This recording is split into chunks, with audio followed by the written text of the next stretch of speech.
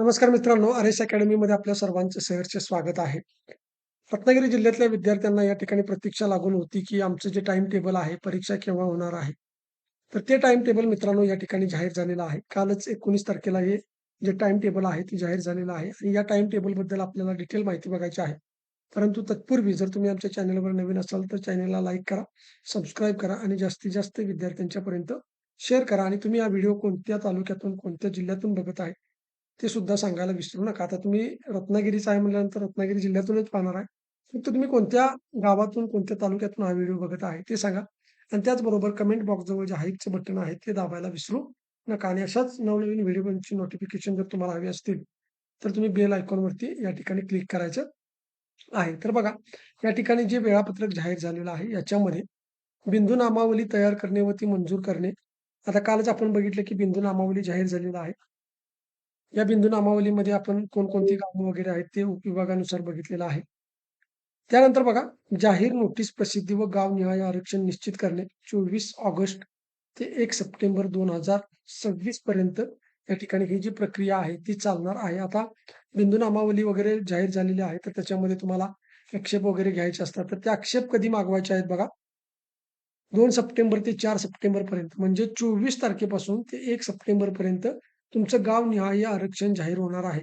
आणि मग 2 ते 4 तारखेपर्यंत म्हणजे या 2 दिवसामध्ये तुम्हाला काय करायचं आहे, आरक्षणावरती जर आक्षेप असेल तुमच्या गावामध्ये जर समजा लोकसंख्या जास्त समजा एखाद्या कास्टची आहे. उदाहरणार्थ एखाद्या ओ-बी-सीची संख्या तिथं जास्त आहे आणि बाकीच्या कास्टची जागाच तिथं नाही, परंतु तुमच्या गावाला आरक्षण पडलेलं आहे किंवा अजून काही गोष्टी असतील आरक्षणाच्या संदर्भामध्ये, की ई-डब्ल्यू-एसचा उमेदवार तुमच्या गावामध्ये उपलब्ध नाही आणि ते जर गाव ई-डब्ल्यू-एसला पडलेलं असेल, तर त्या परिस्थितीमध्ये काय करायचं?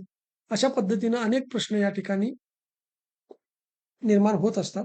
तर त्यावेळेला तुम्हाला आक्षेप घ्यायचा असतो. कशा पद्धतीने आक्षेप घ्यायचा आहे, हे आपण 1 तारखेच्या नंतर म्हणजे 2 तारखेला मी तुम्हाला सांगणार आहे. तुम्ही वाट बघायची आहे 1 सप्टेंबरपर्यंत, की तुमच्या गावाला जे आरक्षण पडणार आहे, ते नेमकं कोणतं पडणार आहे आणि त्यानंतर मग त्याच्यावरती आपल्याला आक्षेप घ्यायचा आहे. त्यानंतर जाहिरात जी प्रसिद्ध होणार आहे, ती 10 सप्टेंबरला प्रसिद्ध होणार आहे. तुमची प्रत्यक्ष अर्ज मागवण्याची प्रक्रिया जी आहे, ती 10 सप्टेंबरपासून 24 सप्टेंबरपर्यंत या ठिकाणी चालणार आहे. म्हणजे जवळ-जवळ बघा 14 दिवस तुमच्याकडे फॉर्म भरण्यासाठी असणार आहेत.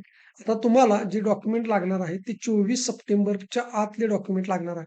म्हणजे तुमचं एखादं नॉन क्रिमिलियर नसेल किंवा तुमचं डोमिसाईल नसेल, तर ते तुम्हाला काढून घ्यायचं आहे आणि ही जी सगळी डॉक्युमेंट आहेत, ही डॉक्युमेंट तुम्हाला किती तारखेपर्यंतची चालणार आहे? तर 24 सप्टेंबर. शेवटची तारीख जी आहे तुमची फॉर्म भरण्याची 24 सप्टेंबर या तारखेपर्यंतची डॉक्युमेंट तुम्हाला लागणार आहेत. त्यामुळे ज्यांनी डॉक्युमेंट काढून घेतले नसतील, त्यांनी डॉक्युमेंट काढून घ्यायचे आहे. त्यानंतर बघा अर्जांची छाननी व प्रवेश वाटप 28 तारखेपासून ते 30 सप्टेंबरपर्यंत होणार आहे. परंतु एक लक्षात ठेवा, इथं जरी तुमच्या अर्जाची छाननी झाली आणि एखादं डॉक्युमेंट तुमच्याकडे जर उपलब्ध नसेल, तर तुम्हाला या भरती प्रक्रियेमधून इथंच बाद केलं जाऊ शकतं किंवा काही-काही वेळेला तुमची निवड झाल्यानंतर सुद्धा ज्यावेळेस तुमची डॉक्युमेंट व्हेरिफिकेशन असते, इथं जरी तुम्हाला पात्र करण्यात आलं, समजा 6व्या क्रमांकाचा मुद्दा आहे, की आता जरी तुमचा अर्ज पात्र झाला आणि भविष्यामध्ये मुलाखत असते, या मुलाखतीच्या वेळेला सुद्धा तुमचं डॉक्युमेंट व्हेरिफिकेशन होतं किंवा तुमचे नियुक्तीपत्र देताना सुद्धा तुमचं डॉक्युमेंट व्हेरिफिकेशन होत असतं. त्यामुळे कोणत्याही टप्प्यावरती तुमच्याकडे जर डॉक्युमेंट नसेल, तर तुम्हाला या भरती प्रक्रियेमधून बाद केलं जाऊ शकतं किंबहुना तुम्ही बाद होणारच आहे जर चुकीचे डॉक्युमेंट तुम्ही अपलोड केलेले असतील किंवा एखादं डॉक्युमेंट तुम्ही अपलोडच केलेलं नसेल, तर तुम्ही कोणत्याही टप्प्यावरती या भरती प्रक्रियेमधून बाद होणार आहे. लक्षात ठेवा तुम्हाला असं वाटलं, की माझा अर्ज स्वीकारलेला आहे, त्यामुळे मी या भरती प्रक्रियेतून बाद होणार नाही. तर लक्षात ठेवा त्यांना अधिकार आहेत, की ते केव्हाही बाद करू शकतात. मुलाखतीच्या वेळेला जे तुमची कागदपत्र छाननी आहेत, त्यावेळेला बाद करू शकतात किंवा समजा मुलाखतीमधून जरी तुम्ही पुढे गेला, तरी नियुक्तीच्या वेळेला सुद्धा तुम्हाला या ठिकाणी जे डॉक्युमेंट बघितले जातात आणि त्यावेळेला सुद्धा तुम्हाला बाद केलं जाऊ शकतं. मित्रांनो लक्षात ठेवा तुमच्या गावामधले जे बाकीचे विद्यार्थी आहेत, समजा तुमचं 1 नंबरवाल्याचं सिलेक्शन झालेलं आहे, तर 2 नंबरवाला, 3 नंबरवाला आणि 4 नंबरवाला जो विद्यार्थी असतो, त्याला माहीत असतं, की तुमच्याकडे कोणता कागद आहे, कोणता कागद नाही, तुम्हाला आपत्ती किती आहेत वगैरे सगळ्या गोष्टी त्यांना माहीत असतात आणि मग तुम्हाला या भरती प्रक्रियेतून बाद करण्यासाठी हे जे उरलेले लोक आहेत, हे पुरेपूर प्रयत्न करत असतात.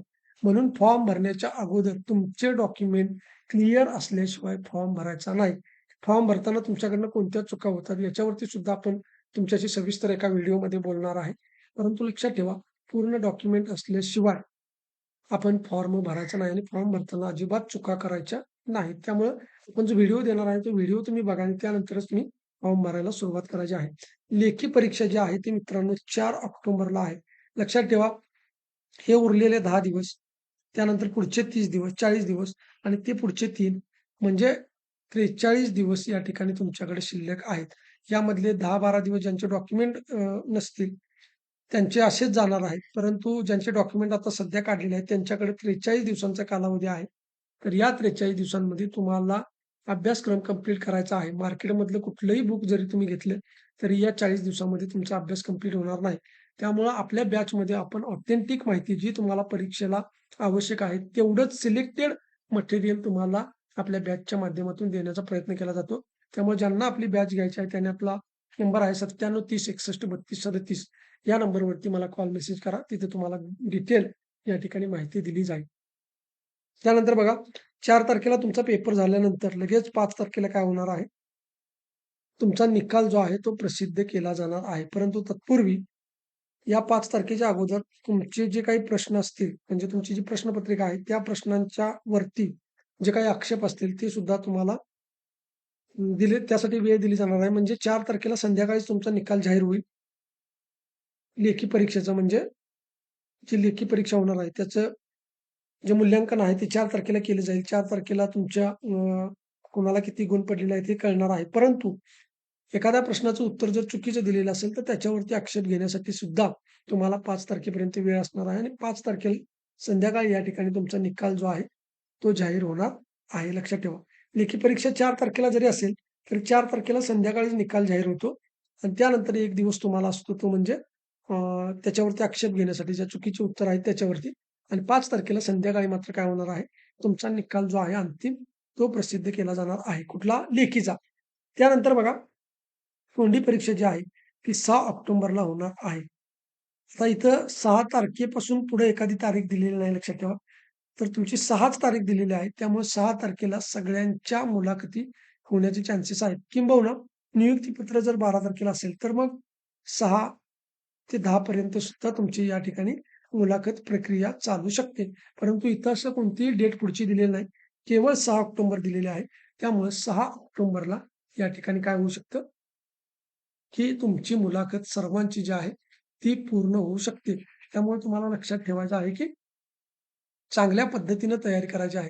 आपल्या बॅचमध्ये आपण या ठिकाणी तुम्हाला मुलाखतीचे सुद्धा मार्गदर्शन करतो आणि लेखीचं सुद्धा मार्गदर्शन करतो. जालना, हिंगोली आणि बीड या 3 जिल्ह्यातले जे पोलीस पाटील आहेत, सिलेक्टेड झालेले आपले पोलीस पाटील आहेत, त्यांचे शॉर्ट व्हिडिओ तुम्ही YouTubeला बघू शकता. त्याच्यानंतर आपल्या टेलिग्राम चॅनेलवरती सुद्धा त्या मुलांचे अभिप्राय आहेत, ते सुद्धा बघू शकता आणि आपला निकाल पाहूनच तुम्ही आमच्याकडे ॲडमिशन घेऊ शकता. तर ही अपडेट होती. जे विद्यार्थी वाट पाहत होते त्यांच्यासाठी अपडेट होती. आता याच्यानंतर ज्या काही गोष्टी आहेत, तुमचे डॉक्युमेंट वगैरे या सगळ्या गोष्टींच्या संदर्भामध्ये आपली जी तांत्रिकची प्लेलिस्ट आहे, YouTubeवरती आपल्या चॅनलवरती जावा आणि तिथं प्लेलिस्ट नावाची जी लिस्ट आहे त्याच्यावरती क्लिक करा आणि त्या प्लेलिस्टमध्ये तुम्हाला पोलीस पाटील तांत्रिक नावाची एक प्लेलिस्ट आहे, ती बघा. तिथं तुमचे सगळे डाउट क्लिअर होतील. कुठले कागदपत्र तुम्हाला लागणार आहेत, कोणते डॉक्युमेंट नसतील तर तुम्ही बाहेर होणार आहे. या सगळ्या गोष्टी त्या प्लेलिस्टमध्ये दिलेल्या आहेत. आणि आपण तुमचा पेपर होईपर्यंत हे टाईम टेबल आता जाहीर झालेलं आहे. परंतु यापूर्वी सुद्धा आपण काही गोष्टी तांत्रिकच्या आहेत, त्या पाहणार आहे. आणि जर तुम्हाला एखाद्या डॉक्युमेंट बद्दल जर तुमच्या मनामध्ये काही शंका असतील, तर त्या आपल्याला निश्चितपणे आपल्या या WhatsApp वरती तुम्ही मला मेसेज करू शकता आणि तिथं तुम्हाला त्या प्रश्नांची उत्तरं दिली जातील. तर व्हिडिओ चांगला वाटला असेल तर लाईक करा, सबस्क्राईब करा आणि व्हिडिओ मित्रांनो जास्तीत जास्त विद्यार्थ्यांच्यापर्यंत शेअर करा. कारण जेवढा तुम्ही हा व्हिडिओ शेअर करणार आहे, तेवढं तुमच्या जिल्ह्यामध्ये, तुमच्या तालुक्यामध्ये किती कॉम्पिटिशन आहे हे आपल्याला कळणार आहे आणि त्या माध्यमातून तुम्हाला मार्गदर्शन करणं अधिक सोयीस्कर होणार आहे. तर लवकरच आपल्या जिल्हा विशेषचे राहिलेले जे व्हिडिओ आहेत, ते व्हिडिओ सुद्धा येतील. काळजी करायची अजिबात गरज नाही. आणि त्या जिल्हा विशेषचे जे पी-डी-एफ आहेत, ज्या विद्यार्थ्यांनी आपल्याकडे ॲडमिशन घेतलेलं आहे, त्या विद्यार्थ्यांना आपण त्या पी-डी-एफ ज्या आहेत त्या प्रोव्हाईड करत असतो. त्यामुळे काळजी करायची अजिबात गरज नाही. धन्यवाद.